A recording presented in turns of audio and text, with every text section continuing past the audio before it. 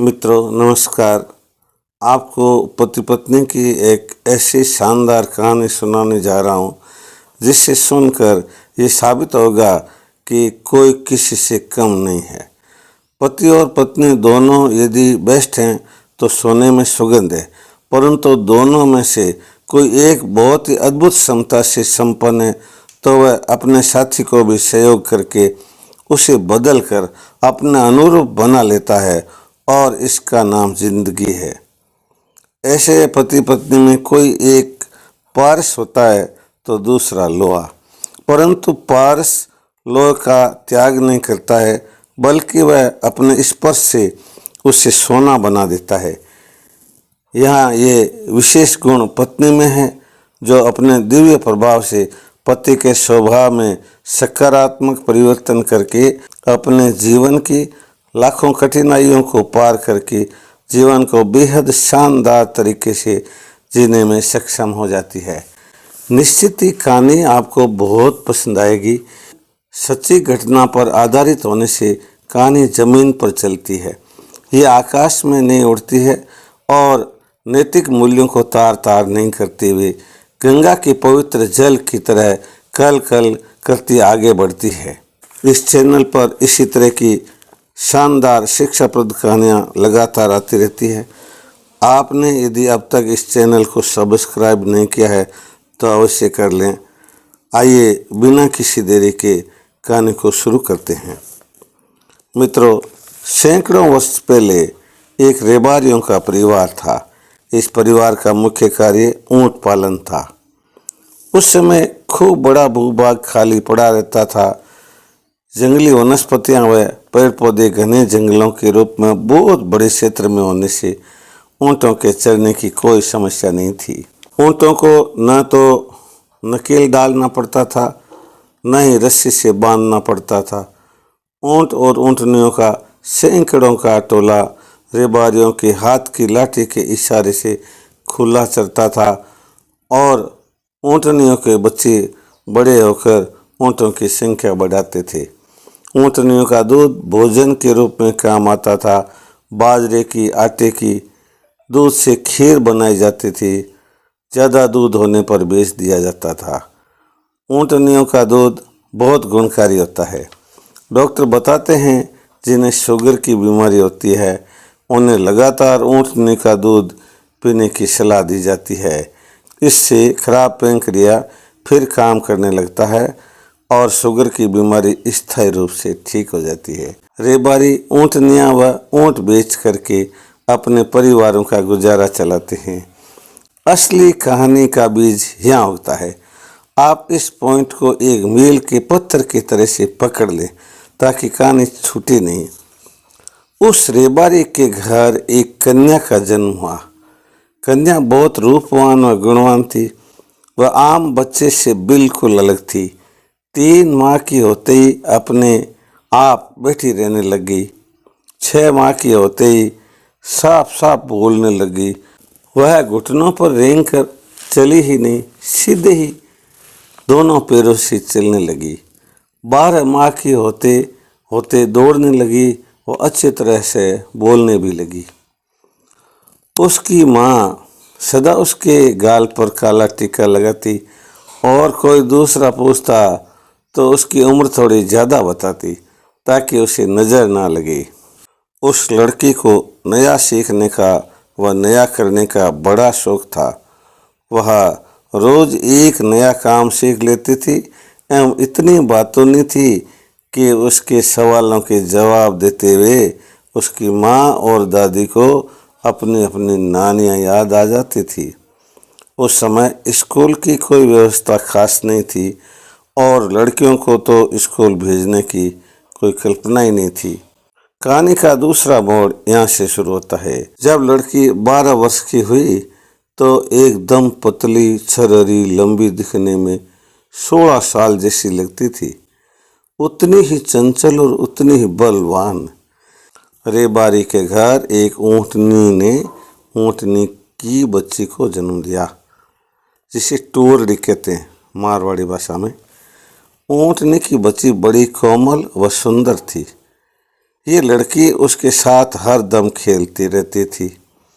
ये लड़की व ऊँटनी की बच्ची आपस में पक्के दोस्त बन गए थे। मित्रों, आप अचंभा न करें, कई बार पशुओं की दोस्ती मनुष्यों से भी अच्छी होती है, क्योंकि पशुओं में ईमानदारी होती है। मनुष्य की तरह स्वार्थी व खुरापाती नहीं होता है पशु। वह लड़की उस ऊँटनी की बच्ची के पैरों के बीच में नीचे खड़ी होकर ऊँटनी के पेट पर एक सख्त स्थान, जिसे ईडर कहते हैं, आप इसे चित्र में देख रहे हैं, उस ईडर पर दोनों हथेलियां रखकर ऊँटनी की बच्ची को ऊंचा उठा लेती और फिर चारों तरफ घुमाकर उसे चक्री चढ़ा देती। कभी इधर से चक्री घुमाती और कभी उधर से चक्री घुमाती। उसकी माँ कहती, लड़की तो सबको ऐसे करके मत दिखाया कर, कोई नज़र लगा देगा। इसलिए वह लड़की बाड़े में उस ऊँटनी की बच्ची को ले जाती और दिन में कई बार ये खेल करती रहती। वजन उठाना, दौड़ना, ये उसके प्रिय खेल थे। आपको पता है, ऊँटनी की बच्ची जल्दी बड़ी हो जाती है, उसका वजन भी जल्दी और बहुत अधिक बढ़ता है। वह ऊँटनी की बच्ची 4 साल में पूरी ऊँटनी बन गई और उसका वजन 7-8 क्विंटल अवश्य हो गया। परंतु उस लड़की का उस ऊँटनी को अपने हाथों पर उठाकर चक्री घुमाने का अभ्यास लगातार जारी रहा। ऊँटनी लंबी हो जाने से अब वह लड़की एक बड़े से पत्थर पर खड़ी होकर वहाँ पर ऊँटनी को बुला लेती और फिर उस ऊँटनी के साथ वही चक्री घुमाने का खेल खेलती। ये उसके लिए एक आसान काम था। लगातार अभ्यास करने से उसकी मांसपेशियां इतने वजन को बड़े आराम से उठाने में सक्षम हो गई थी। लड़की अब 16 साल की हो गई और उसकी सगाई के रिश्ते आने लगे थे। लड़की के माँ बाप ने रेबारियों के बड़े परिवार का एक शारीरिक रूप से दिखने में बहुत बलवान भेड़ पालक परिवार के लड़के को पसंद किया। उस परिवार के लोग घर बार व लड़की को देखने के लिए आए तो बाकी तो उनको सब पसंद आ गया, परंतु लड़की थोड़ी पतली छर्री होने से वे बोले, हमारा लड़का तो बड़ा बलवान है, आपकी लड़की दुबली पतली है, तो इनकी जोड़ी कैसे जमेगी। आपका लड़का कितना बलवान है, लड़की के जितना या उससे कम। तो बोले, नहीं नहीं, हमारा लड़का तो डील डोल से बड़ा तगड़ा है, वह तो हाथी के बच्चे जैसा लगता है, आपकी लड़की दुर्बल व कमज़ोर है। तो लड़की के पिता ने कहा, आओ देख लो मेरी लड़की कितनी ताकतवर है। वे लड़के वालों को बाड़े में लेकर के गए और लड़की से कहा, बेटी इस ऊँटनी को जरा हाथों पर उठाकर दिखाओ। लड़के वाले झेंप गए, बोले, रहने दो, ऐसे कैसे हो सकता है, ऊँटनी में तो कम से कम 7-8 या इससे भी ज़्यादा क्विंटल वजन है। लड़की के पिता बोले, आप देखते रहिए। लड़की ने ऊँटनी को पत्थर के पास बुलाया, खुद पत्थर पर खड़ी हुई, ऊँटनी के ईडर पर एक हाथ की हथेली दी और दूसरे हाथ से बैलेंस बनाते हुए उस ऊँटनी को उठाकर ऐसे घुमाया जैसे वह कोई कागज की चक्री हो। लड़के वाले अपनी हेंकड़ी पर बड़े शर्मिंदा हुए। उन्होंने अपने लड़के के ताकत के अभिमान पर माफ़ी मांगी और लड़की के हाथ में एक चांदी का सिक्का देते हुए बोले, ये लड़की आज से हमारी हुई। लड़की की सगाई पक्की हो गई और 2 साल बाद बहुत धूमधाम से शादी हुई। दोनों परिवार पूरे आर्थिक संपन्न थे। शादी समारोह अत्यंत धूमधाम से मनाया गया। लड़की ससुराल में गई। अपने काम और व्यवहार से उसने सबका दिल जीत लिया। परिवार बहुत बड़ा था, जिसमें सास ससुर, 3 जेठ, 2 देवर व 4 ननदें व 3 जेठानियाँ व उनके बच्चे थे। उनके कारोबार भेड़ पालन का व कृषि का था। सब मिलकर चलते थे। अगला मोड़ कहानी का ये देखिए, उस लड़के का पति कोई कठिन परिश्रम से बलवान नहीं था। उसकी तो आलस्य की प्रवृत्ति थी, ऐसे ही पड़े पड़े शरीर फैल गया था। इसके अलावा वह झूठ बोलने का भी मास्टर था। वह लड़की अपने पति को इन दुर्गुणों को त्यागने के लिए बहुत समझाती थी, परंतु वह कहाँ मानने वाला था। पति के इन्हीं दुर्गुणों के कारण परिवार में ईर्ष्या का भाव फैल गया। वह परिवार विघटन के कगार पर आ गया। बाकी सभी भाई व सास ससुर साथ रह गए और इस कन्या व इसके पति को कुछ भूभाग खेती का हिस्से में देकर, करीबन 300 भेड़ें देकर वह एक छोटी सी झोंपड़ी बनाकर परिवार से अलग कर दिया गया। इसके पति को कहा कि अब कमाओ और खाओ, हमारे परिवार में पड़े पड़े लोगों को पालने की कोई परंपरा नहीं है। लड़की बड़ी जिंदा दिल थी। उसने अपने पिता के द्वारा दी गई लाडली ऊँटनी को लिया तथा कुछ घरेलू बर्तनों को भी साथ में लिया और झोंपड़ी में अपने नन्हे नन्हे बच्चों के साथ में रहने लगी। वह खेती का काम संभाल कर परिवार का पालन पोषण करने लगी और पति अब भेड़ें चराने के लिए बाहर जाने लगी। पति की आलस्य की आदत अब छूट चुकी थी, परंतु झूठ बोलने की आदत में कोई परिवर्तन नहीं आया था। भेड़ें चराते वक्त वह अन्य चरवाहों के साथ अनेक झूठी गप्पें हाँकता रहता था और जब घर आता तो अपनी गप्पें पत्नी को भी सुनाता और उन गप्पों के माध्यम से पत्नी पर रौब झाड़ता रहता था, परंतु पत्नी सब जानती थी। उस चरवाहे को काफ़ी दिनों तक अकेले रहने से गप लगाने और झूठ बोलने की बड़ी तलब आ रही थी। उसी को पूरा करने के लिए उसने एक दिन में जोर जोर से आवाज़ें लगाई, अरे भेड़ चराने वालों, आप कहाँ हो? मेरी भेड़ों पर भेड़ियों ने हमला कर दिया है। मेरी सारी भेड़ें भेड़िए खा रहे हैं।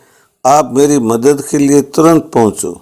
चरवाहों ने जब ये कर्ण भेदी दर्द भरी आवाज़ सुनी तो वे अपने अपने भेड़ों को अकेली छोड़कर अपने बड़े बड़े लठ हाथों में लिए बड़ी तेज़ी से दौड़ते हुए उस तरफ पहुंच गए जहां से उस चरवाहे ने अपने भेड़ों को भेड़ियों से बचाने की आवाज़ें लगाई थी। सभी चरवाहे लगभग एक साथ पहुंचे और उन्होंने पहुंचकर देखा कि उस चरवाहे की सभी भेड़ें सुरक्षित चर रही थी। भेड़ियों के आने का कोई सबूत वहाँ मौजूद नहीं था। फिर भी उन्होंने उस चरवाहे से पूछा कि भेड़िए कहाँ गए। उसने अपनी मूँछों पर ताव देते हुए एक लंबा सा लठ हाथ में लेकर ताल ठोकी और बड़े घमंड के साथ बोला, भेड़िए बड़ी संख्या में आए थे। भेड़ियों ने भेड़ों पर हमला भी किया था। मैंने सहायता के लिए आपको गुहार लगाई थी, परंतु आप लोगों के आने में ज़्यादा देरी लगती देखकर मैंने अपने इस मोटे लठ से भेड़ियों पर ऐसे वार किए कि एक एक लठ के वार से दो दो भेड़िए एक साथ ही गेंद बनते चले गए। मैंने मेरी इन बलवान भुजाओं से लठ के भारी वार से भेड़ियों को भगा दिया। मेरी ताकत व रक्षा के सामने भेड़िए टिक नहीं पाए और उल्टे पांव दुम दबाकर भाग गए। कुछ चरवाहों ने सोचा, क्या पता यह इतना ही बलवान होगा। कुछ अनुभवी चरवाहों ने सोचा, ये तो ऐसे ही डींग हाँक रहा है। यदि भेड़िए आते तो यह अकेले कुछ नहीं कर पाता। अब चरवाहे वापस अपने भेड़ों के पास चले गए। इस गप्पी चरवाहे को आज बहुत मज़ा आया। अपनी आदत पोख लेने से आज खूब तबीयत से भूख लगी। खाना खाया और बाकी चरवाहों को झूठ बोलकर उल्लू बनाने की खुशियाँ मनाता रहा। अगले 15 दिनों के बाद उसके दिमाग में वही झूठ बोलकर गप मारने का कीड़ा कुल बुलाने लगा। उसने दोबारा वही भेड़ियों के आने और भेड़ों पर हमले का नाटक रचकर आवाज़ें लगाकर चरवाहों को बुला लिया। अब की बार आधे चरवाहे आए, आधे नहीं आए। उसने अब की बार जो चरवाहे आए उनको फिर पहले की तरह से उल्लू बनाने की कोशिश की। अब की बार चरवाहे समझ गए थे कि यह इंसान झूठा है, इसकी बातों में नहीं आना चाहिए। इसकी मदद के चक्कर में इसके द्वारा हमें झूठ मूठ बुलाने के कारण से हमारी भेड़ें असुरक्षित हो जाती है। उन्होंने इस चरवाहे को तो कुछ नहीं कहा, पर वे मन ही मन समझ चुके थे। और 15 दिन बीते ही थे कि दुर्भाग्य ने एक ऐसा चक्कर चलाया कि उस चरवाहे की भेड़ों पर हमला करने के लिए एक भेड़ियों का झुंड वास्तव में आ गया। भेड़िए भेड़ों को मारकर खाने लगे। चरवाहे ने मदद के लिए बड़े जोर से आवाज़ें लगाई, अरे चरवाओं आओ, मेरी मदद करो, मेरी आंखों के सामने भेड़िए मेरी भेड़ों को मार कर खा रहे हैं, आप आकर बचाओ। चरवाहों ने उसको हमेशा की तरह झूठ मान लिया और कोई बचाने के लिए और मदद के लिए नहीं आया। आधा घंटे के भीतर भेड़ियों ने उसकी सारी भेड़ों को मारकर गिरा दिया। अब वह चरवाहा अपनी जान बचाकर दूसरे चरवाहों की तरफ भागा और दूर से भेड़ियों द्वारा अपनी भेड़ों को मारकर खाने का नज़ारा बताया और खून के आंसू रोया कि आप मेरी मदद के लिए कोई नहीं आए और मेरी सारी भेड़ों को भेड़ियों ने मार करके गिरा दिया और भेड़िए अब भेड़ों को खा रहे हैं। सब ने कहा, देखो भाई, झूठे का कोई विश्वास नहीं करता है, काठ की हांडी बार बार नहीं चढ़ती है। आपको अपने कर्मों का फल मिल गया है, अब भलाई इसी में है कि चुपचाप अपने घर चले जाओ और झूठ बोलने की आदत का सदा के लिए त्याग कर दो। वह चरवाहा अपने घर चला गया, परंतु रास्ते में उसके दिमाग में गप लगाने की फिर खुरापात आई। घर जाकर हंसते हुए पत्नी को उसने बताया, मैं आज भेड़ें चराने पास के गांव आया हुआ था। गांव के चौधरी के बहुत बड़ा बाड़ा है। चौधरी के बाड़े में मैंने सारी भेड़ें बिठा दी।